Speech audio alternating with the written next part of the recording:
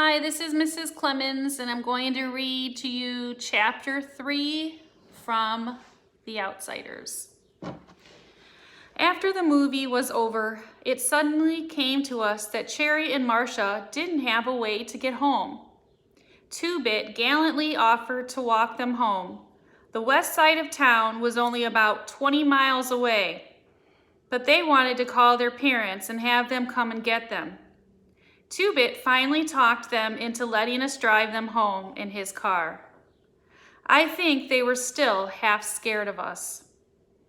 They were getting over it, though, as we walked to Two-Bit's house to pick up the car. It seemed funny to me that Socias, if these girls were any example, were just like us. They liked the Beatles and thought Elvis Presley was out, and we thought the Beatles were rank, and that Elvis was tough. But that seemed the only difference to me. Of course, greasy girls would have acted a lot tougher, but there was a basic sameness.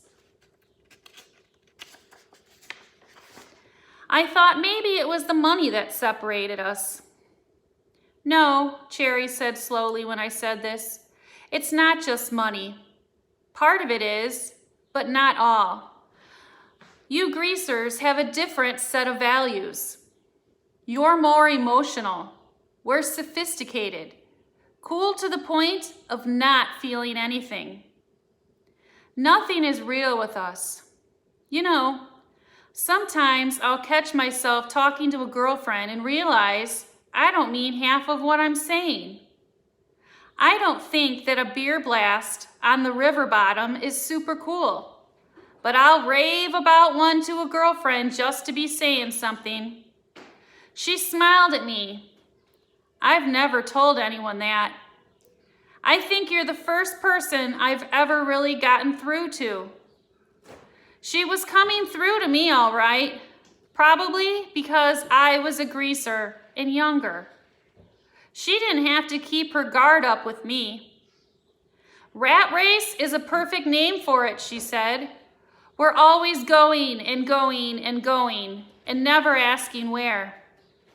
Did you ever hear of having more than you wanted so that you couldn't want anything else and then started looking for something else to want?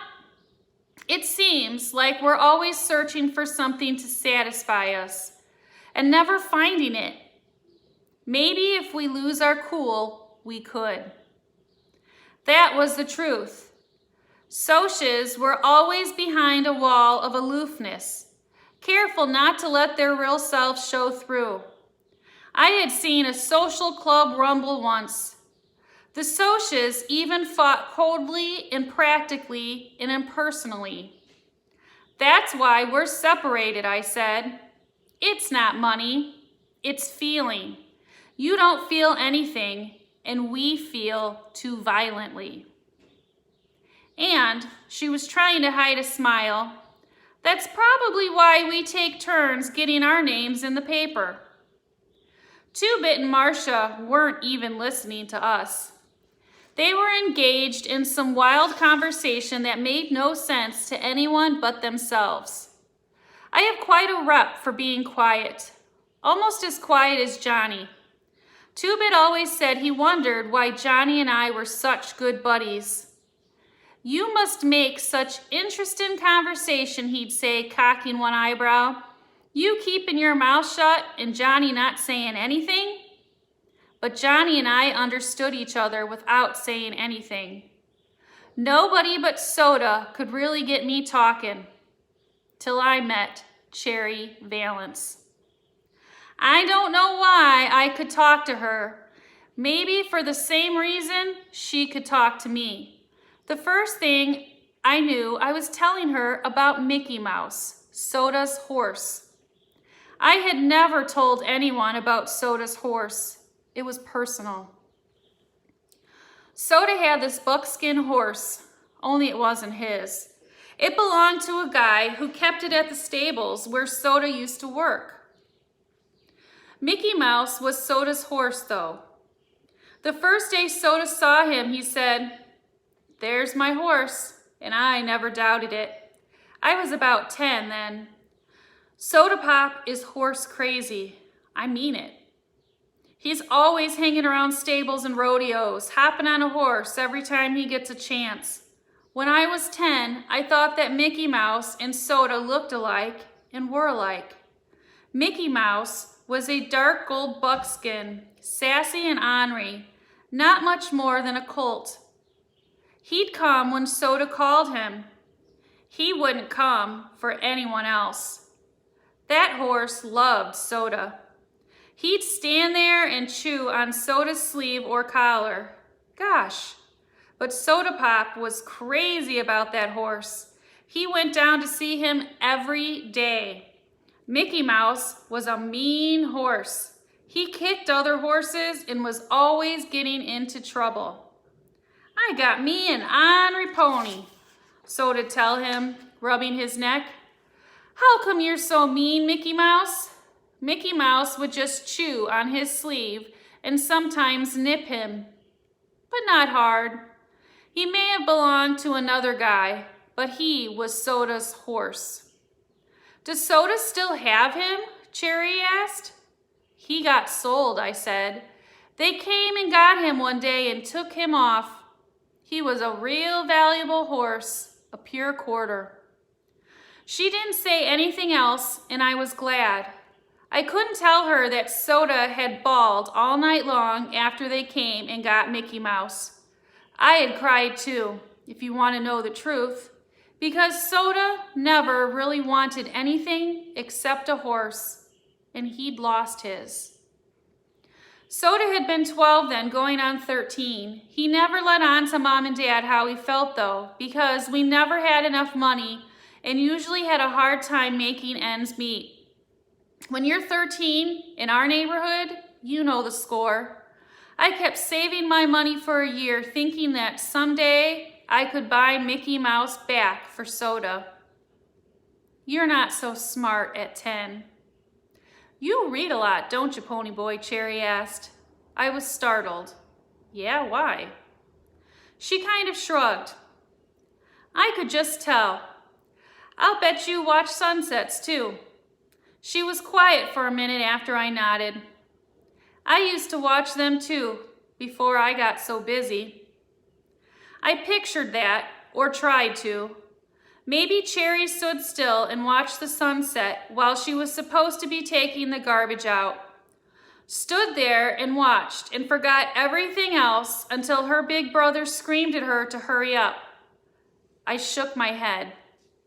It seemed funny to me that the sunset she saw from her patio and the one I saw from the back steps was the same one. Maybe the two different worlds we lived in weren't so different. We saw the same sunset. Marcia suddenly gasped, Cherry, look what's coming. We all looked and saw a blue Mustang coming down the street.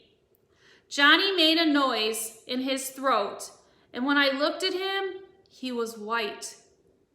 Marcia was shifting nervously. What are we going to do? Cherry bit a fingernail. Stand here, she said. There isn't much else we can do.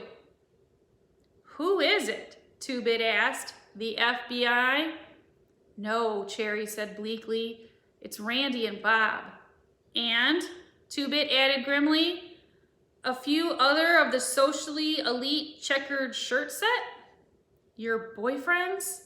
Johnny's voice was steady, but standing as close to him as I was, I could see he was trembling.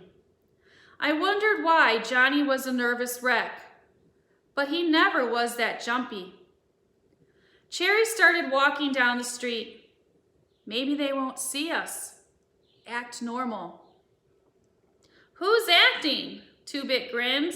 I'm a natural normal. Wish it was the other way around, I muttered, and Two-Bit said, Don't get mouthy, Pony Boy.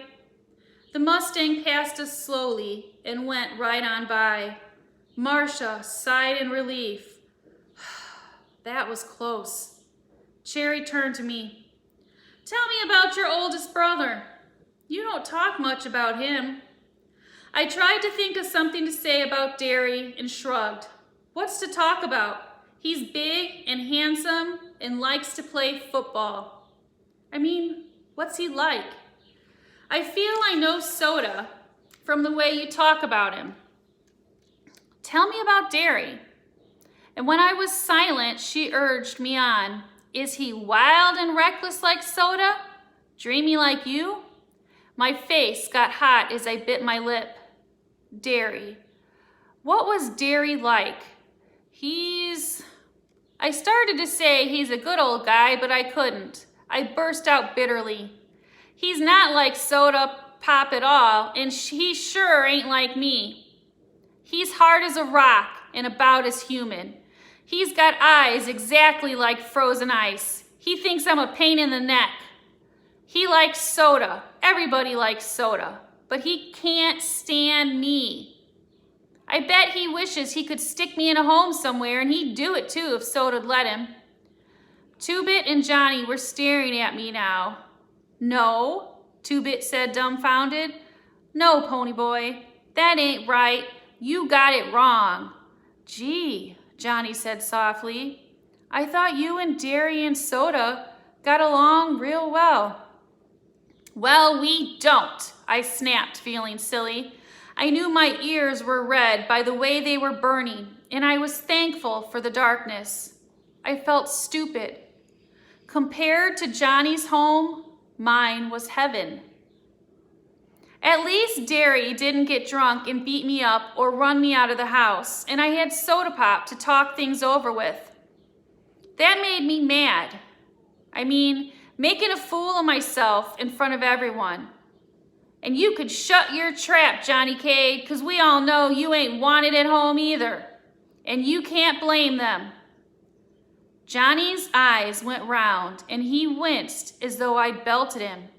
Two-Bit slapped me a good one across the side of the head and hard. Shut your mouth, kid. If you wasn't Soda's kid brother, I'd beat the tar out of you. You know better than to talk to Johnny like that. He put his hand on Johnny's shoulder. He didn't mean it, Johnny. I'm sorry, I said miserably. Johnny was my buddy. I was just